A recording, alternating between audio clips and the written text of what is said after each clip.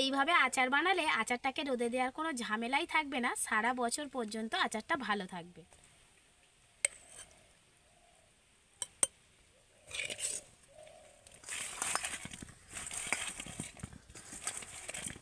আর আচার কিন্তু একটু মশলাদার না হলে ভালো লাগে না, সেজন্য যত বেশি মশলা দিয়ে আচার বানানো যাবে তত কিন্তু আচারের স্বাদটা ভালো পাওয়া যাবে।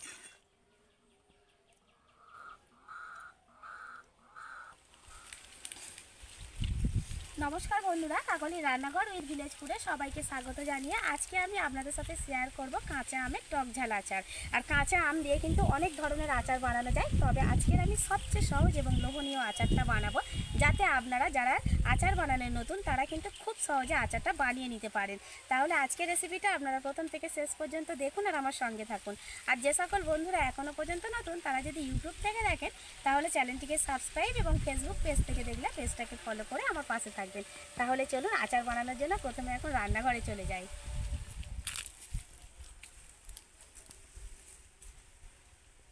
আচার বানানোর জন্য আমি এখানে কাঁচা আম নিয়ে নিয়েছি, আর আমগুলোকে প্রথমত আমি ভালো করে জল দিয়ে ধুয়ে নেব।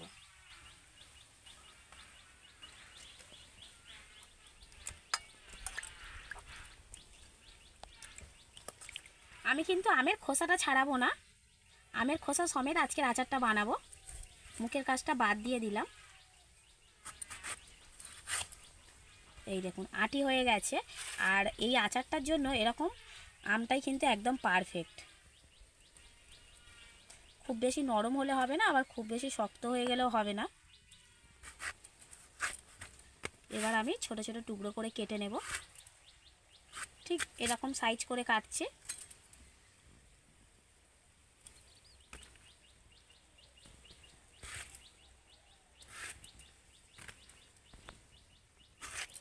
আর এরকম আম দিয়ে আচার বানালে আচারটা কিন্তু অনেক দিন পর্যন্ত ভালো থাকে।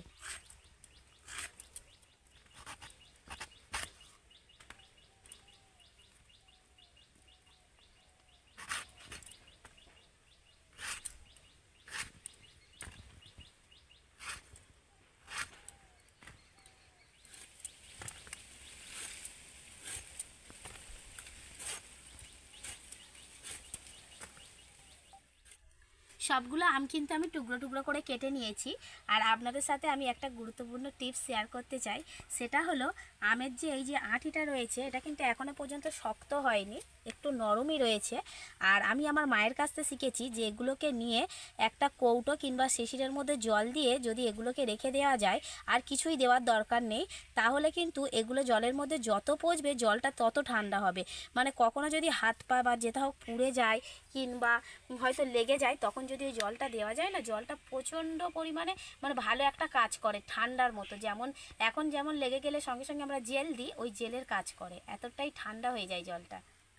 কেটে রাখা আমের গায়ে যে অল্প অল্প একটু একটু জল লেগে রয়েছে আর আমের মধ্যে যে একটা কষ লেগে থাকে, সেই জন্য আমি একটা সুতির কাপড় দিয়ে ভালো করে মুছে নেব, মানে আমগুলোকে একদম শুকনো শুকনো করে নেব।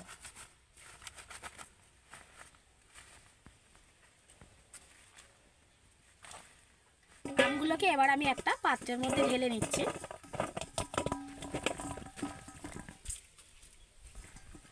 এবার আমি আমের মধ্যে দিয়ে দেব লবণ।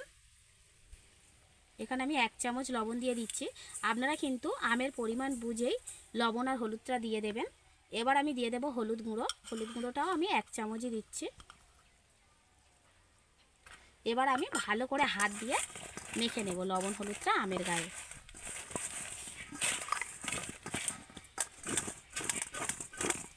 এই আচারটা কিন্তু আমি আমার মায়ের কাছ থেকে শিখেছি, তাই আপনারা যদি এই পদ্ধতিটা ফলো করে আচার বানান না, দেখবেন আচারটা কতদিন পর্যন্ত ভালো থাকে। আর দেখতে কিন্তু এতটাই লোভনীয় হয় যে মানে এই আচারটা না খেয়ে থাকতে পারবে না। প্রতিটা আমের গায়ে কিন্তু খুব ভালো করে মিশিয়ে নিতে হবে।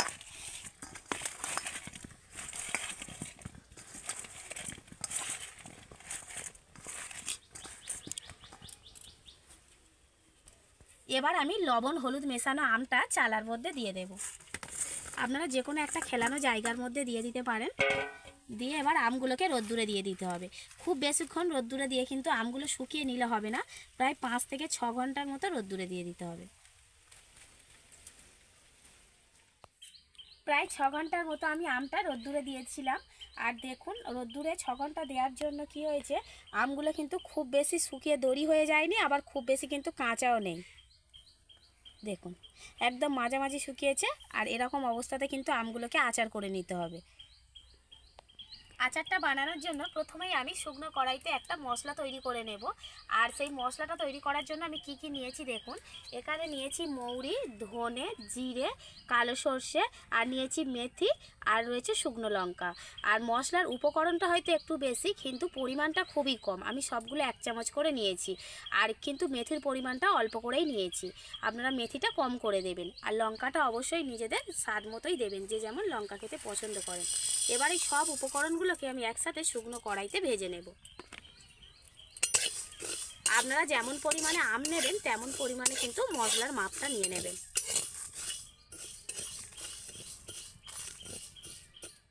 সর্ষেটা ফাটা শুরু করে দিয়েছে, আর এরকম সময় কিন্তু মশলাটা নামিয়ে নিতে হবে। এর থেকে কড়া ভাজা হলে আবার মশলাটা তেতো হয়ে যাবে। এবার আমি এগুলোকে শিলনোড়ার সাহায্যে গুঁড়ো করে নেব। আর আচারের মশলা কিন্তু কখনোই মিহি গুঁড়ো করতে যাবেন না, একটু আধভাঙা গুঁড়ো করে নেবেন। তাহলে আচারটা খাওয়ার সময় মশলাটা যখন গালে পড়বে খেতে খুবই ভালো লাগবে।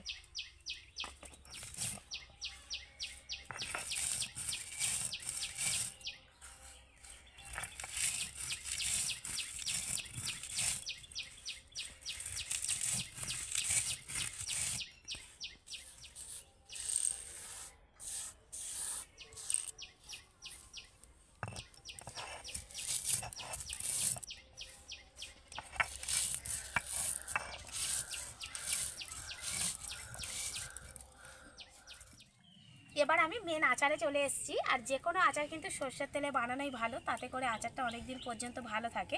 এবার আমি কড়াইতে দিয়ে দেবো সর্ষের তেল। আর এখানে আমি প্রায় 100 গ্রামের মতো সর্ষের তেল দিয়ে দেব। আপনারা কিন্তু আমের পরিমাণটা বুঝেই সর্ষের তেলটা দেবেন। ওই তেলের মধ্যে আমি দিয়ে দেবো কয়েকটা শুকনো লঙ্কা আর 5 ফোড়ন।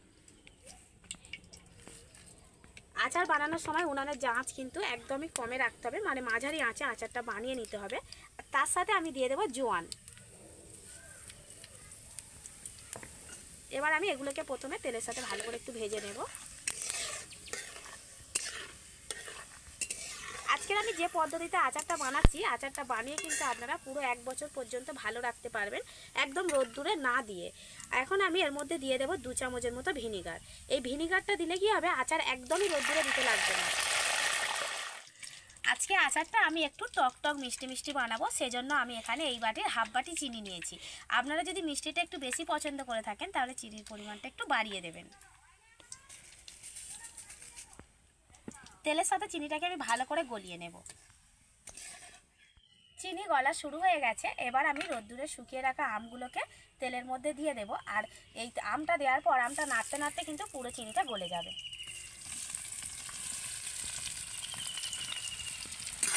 এবার আমাকে কিছুক্ষণ কিন্তু আমটাকে এইভাবে নেড়ে চেড়ে তেলের মধ্যে ভেজে নিতে হবে।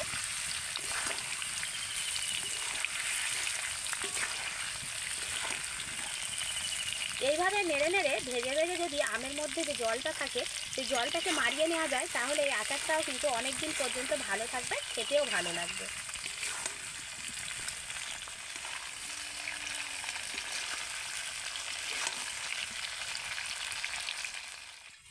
আমের মধ্যে কিন্তু আগে থেকেই লবণ আর হলুদটা মেশানো ছিল, তাও আমি অল্প করে লবণ আর হলুদ দিয়ে দেব।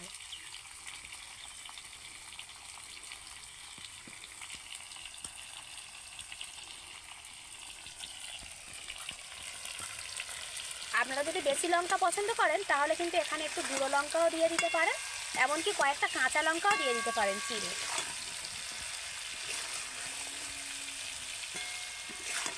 এইভাবে আমি কিছুক্ষণ নেড়ে চেড়ে রান্না করে নেব। আমটাকে আমি ভালো করে কষিয়ে নিয়েছি। এবার আমি যে মশলাটা গুঁড়ো করে রেখেছিলাম মশলাটা দিয়ে দেব।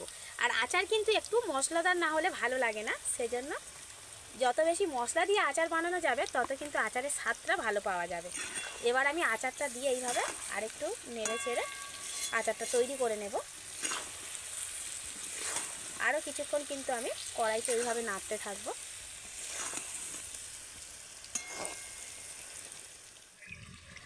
কাঁচা আমের আচার কিন্তু আমার একদম রেডি। এবার আমি কড়াটা নামিয়ে জাস্ট আচারটাকে ভালো করে ঠান্ডা করে নেব।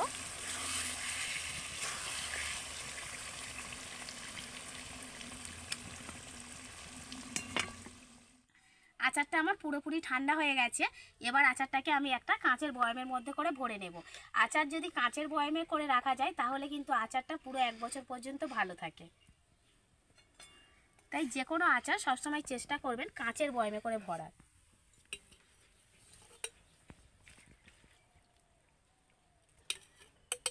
একটাও আম কিন্তু ভেঙে যায়নি, প্রত্যেকটা আম কিন্তু গোটা গোটা রয়েছে।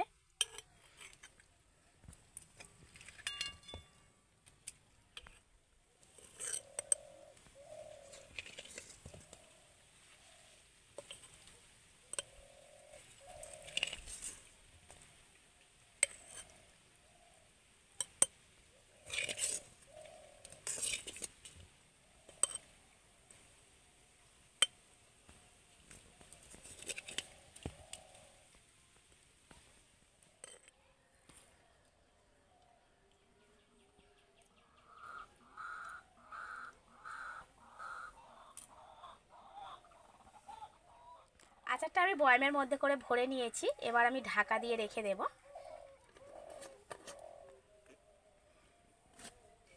আপনারা কিন্তু এরকম কাঁচা আমের সিজন থাকতে থাকতে একসাথে বেশ অনেকটা পরিমাণে আচার বানিয়ে কিন্তু সারা বছরের জন্য রেখে দিতে পারবেন। আর এই আচারটা তো বাচ্চা থেকে বড় সকলের কাছে ভীষণ প্রিয় হবে, বিশেষ করে এই গরমের সময় ভাত পাতের শেষে যদি একটু থাকে না, জাস্ট জমে যাবে। আপনারা কিন্তু অবশ্যই করে বাড়িতে একবার হলেও আমার মতো পদ্ধতিতে ট্রাই করবেন, দেখবেন খুব সহজে তৈরি করে নিতে পারবেন খুব কম সময়ের মধ্যে। এইভাবে আচার বানালে আচারটাকে রোদে দেওয়ার কোনো ঝামেলাই থাকবে না, সারা বছর পর্যন্ত আচারটা ভালো থাকবে। আচারটা তুলতে তুলতে এতটাই লোভ লাগছিল যে মনে হচ্ছিল কতক্ষণে খাবো। এত লোভনীয় একটা আচার তো দেখে মানে থাকা যাবে না না খেলে। ভীষণ সুন্দর হয়েছে। বন্ধুরা আপনারা তো বাড়িতে অবশ্যই করে আচারটা বানাবেন, বানিয়ে খেয়ে দেখবেন কত সুন্দর লাগে। আর আমার আজকের এই কাঁচা আমের আচারের রেসিপিটা যদি আপনাদের ভালো লেগে থাকে তাহলে লাইক, কমেন্ট, শেয়ার, সাবস্ক্রাইব এবং ফলো করে আমার পাশে থাকবেন আর আমার নিত্য নতুন রেসিপিগুলো দেখতে থাকবেন। তাহলে আজকের মতো এখানেই শেষ করছি। সবাই ভালো থাকবেন, সুস্থ থাকবেন, দেখা হবে পরের রেসিপিতে। আচারটা আরও যত জমবে তো তত খেতে বেশি ভালো লাগবে।